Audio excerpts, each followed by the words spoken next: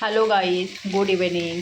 तर मी आता हिरव्या ज्या मिरच्या असतात तिखट, त्या मी ओलं खोबरं टाकून फ्राय केलेल्या आहेत. खूप छान लागतात ह्या मिरच्या. तर तुम्ही पण अशा पद्धतीने बनवू शकता मिरच्या. तर पहिले काय करायच्या, हिरव्या मिरच्या असतात ना त्या मध्ये अशा चिरायच्या आणि त्याच्यानंतर त्या शिजवून घ्यायच्या. शिजवल्यावरती थोडंसं नॉर्मल आहे ना त्याच्यामध्ये सॉल्ट टाकायचं. शिजवून घेतल्यानंतर एक पॅन घ्यायचं, त्याच्यामध्ये कांदा आणि लसूण आहे ते फ्राय करायचं आणि राई टाकायची. पहिले राई टाकायची, लसूण आणि कांदा आहे ते फ्राय करायचं. फ्राय झाल्यानंतर आपण आहे ना त्याच्यामध्ये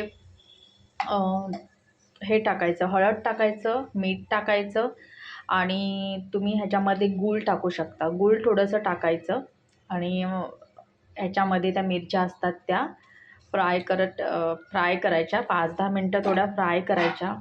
आणि बघा किती मस्तपैकी ओलं खोबरं टाकून मी मिरच्या बनवलेल्या आहेत. तर तुम्ही पण अशा पद्धतीने मिरच्या बनवता का?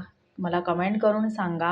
नवीन असाल तर फॉलो करा, शेअर करा, सबस्क्राईब करा आणि माझ्या पद्धतीने तुम्ही पण एक वेळा बनवून बघा कशा होतात त्या. खूप छान लागतात. Okay, bye bye.